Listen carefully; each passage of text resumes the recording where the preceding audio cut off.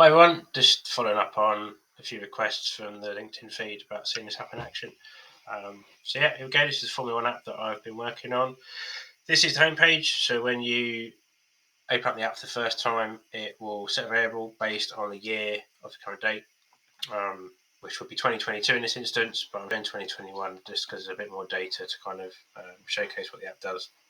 So the homepage would always load the current championship standings for both the drivers and the constructors championship, what the stats are at that point in the season for race wins, podiums, fastest laps, pole positions. These are just galleries sorted by largest to smallest in terms of numbers. All the images for the drivers country, the drivers team are all pulled from different SharePoint libraries I've got in the backend of my own personal tenant. The little gradient effect here, again, are just SVG images using the base color of the actual team with some gradient effects. It's easily done. There's another table in the back end because I'm using Dataverse for a lot of the data. The races are all stored in like a calendar table, if you like, and they will show us the next 5 races from today's date based on the weekend end. So when we get to the 27th, which is Sunday, when Jeddah happens, we will see this updated, and Jeddah will remove itself and Australia will come to the top because that will be from that date, giving us the next 5 races. So that's always dynamic. We can view the race calendar in more detail by clicking on this. Let's take us to the whole overview of all races in order for that particular year. There's mechanisms in the app that I can log information. So if I want to go and log any specific results for a race, I've got the ability to go and add in what the standing was for qualifying, what the starting grid was in case there's any penalties, and the final race results.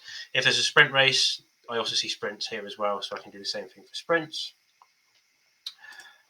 In terms of seeing the actual results, so once we've got some data for a race, I'm still working on this screen at the moment, but essentially we can see what they qualified as, what the actual starting grid was. So for example, if they qualified first but they've got to take a 10-second grid penalty because of changing an engine part under Parc Fermé, then they would start 10th, for example, and that would be reflected here, the difference between qualifying and starting grid, and therefore the starting grid value is then reflected on whether or not they finished the race higher, same or lower as their starting grid position for the actual race, which is what this shows here.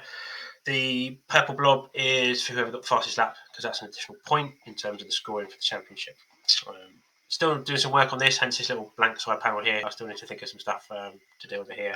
This is the gallery with a wrap count of 2, and just using a bit of maths for the X and Y for these individual images and labels to kind of give that staggered grid effect. So you'll see that on the actual grid, 1, 2, 3, 4, it has a staggered effect in terms of how the drivers set off, and that's what I'm trying to kind of replicate with this gallery view here.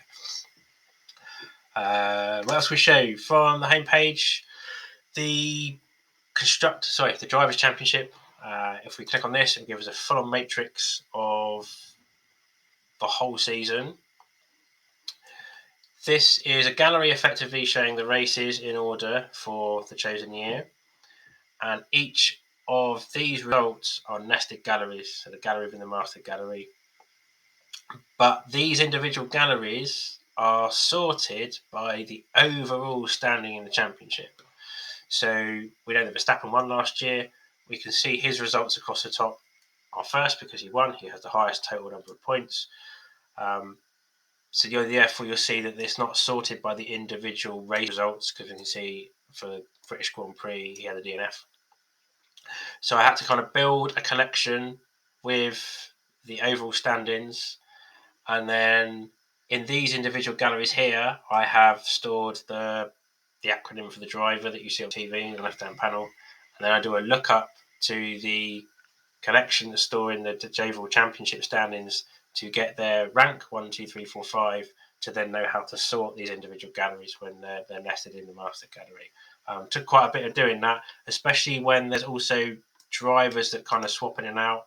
The last couple of seasons we've had drivers dipping in and out because of COVID, so that was quite challenging, but quite happy with that. And again, it's dynamic, so pick a previous year, think 2020 was the COVID-ridden year where the race results were, the race calendar was shrunk. Again, that's reflected in how the data is shown, so on and so forth. Again, any purple lines is the fastest lap, which again is your additional point for the championship. I also extended a bit of information about the tracks in here as well. So, for example, we just had Bahrain, so this will show some information about Bahrain, just some general stats, how many turns, how many corners, what the lap record is. I was messing around with the geospatial component or control in Power Apps just to kind of see, based on the latitude and longitude, what it looked like from an aerial point of view. Just sort of messing around, really.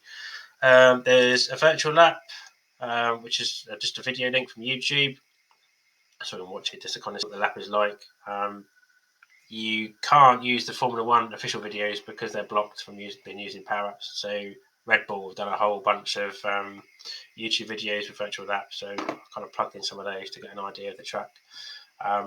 Something I'm going to work on at some point is building like a weather forecast for that track. So, for example, we've got Jeddah this weekend. So if we wanted to see what the weather forecast was like in Jeddah, I want to be able to go and get the latitude and longitude for Jeddah, select what measurement I want, and then in theory give me like a 5-day forecast so we can predict, okay, well, some of these races might have rain, therefore it might affect team strategies. I'm interested in that kind of stuff, so that's what I'm working on at the moment. There's a little bit about the drivers.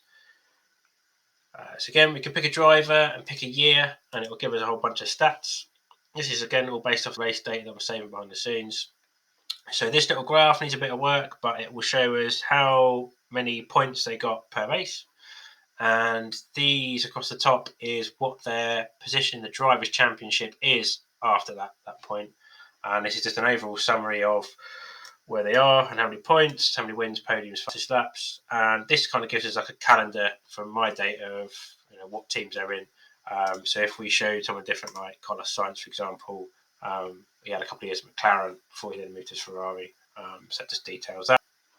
We can also switch to cumulative view for the driver and say, well, based on the data I've got, what's their points trajectory, how many race wins they had, how many podiums, etc., etc. And all the bars are coloured as per whatever team they're in at that particular point in time. Very similar for the teams as well. So again, we can pick a team, pick a year, and we can see how many points both drivers got for that race weekend, and again where they were in the drivers' in the constructors' championship. Sorry, at the end of that particular race weekend. Again, we have a cumulative view. So as a team, how many points have they got?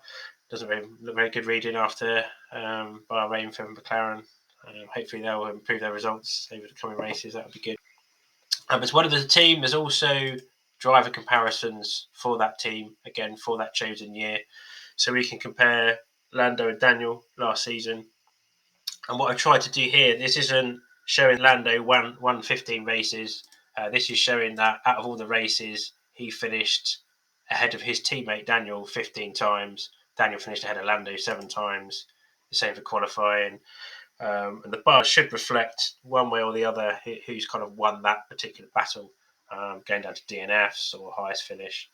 And again, try to map their overall points. So the top is Lando's point distribution and the bottom is Daniel's.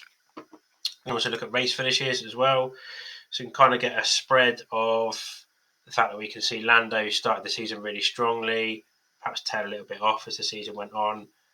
Whereas Daniel's results were perhaps a little bit more mixed, which is potentially reflected in his points total. There was a few more finishes outside of the top 10 than what Lando had last year. And again, something very similar at the end of each race, where were they in the championship? And again, we can kind of see, like for Lando's trajectory, he started really well, sort of tailed off as Ferrari were starting to improve last season. I think he got picked by both Charles and Carlos. So yeah, that's some of the team stuff. I've kind of extended that a little bit further with this driver comparison to take it not just from the drivers of that team. I'm still working on some additional analysis areas. But effectively, we could pick any year and any driver. So if I wanted to compare Carlos to Lando, for example, I can find Lando in here. Again, we can kind of do the overall points for that particular season. where they finish in the championship, wins, podiums, etc. And this is the cumulative points per race. So part of my mechanics is taking their total points to date from the last race, adding their points for this race, and having the cumulative total going on. So we can kind of plot this overall graph, and we can see that for poor Lando, for the majority of last season, he was ahead of Carlos in the championship, and it wasn't until Abu Dhabi, when Carlos finished third, that he just managed to pick that the fifth place in the championship. I just found that data very interesting, and also comparing Lewis to Max Verstappen last year, it was very close, which is one of the visuals I wanted to kind of pick out of this. Again, very similar head to head, so we can pick drivers from any teams to kind of compare who finished ahead of who in races, qualifying, points, podiums, etc. And again, very similar graphics to what we showed earlier in terms of what was their point distribution per race for that particular season, what was their finishes, how many podiums have they got, what was the kind of overall results distribution across the season, and again, their championship placing as the season went on. Again, most of this is all Dataverse backend, except for images that are stored in SharePoint. I'll actually run all of the administration of the tables in the backend as well. So in terms of all the track information, what the race calendars are like. So if I need to go and add in additional race calendar or edit the race calendars, I can do that all through here. Same for the driver information, same for the teams, and same for the scoring, because sometimes the scoring changes from one year to the next, and I need to include how that gets done in the app. For example, the cost, the points for sprints are changing this year. So yeah, that's pretty much it as an overview. I'm going to start hopefully doing more deep dives into the app in terms of some of the kind of more granular functionality and how I've done what I've done and why I've done it. So hopefully I'll probably start a little mini series, just kind of going like a video per screen and explain what I've done and why. Maybe another video or two on the data model as well. So hopefully I gave you a little bit more insight. Thanks for watching. Cheers.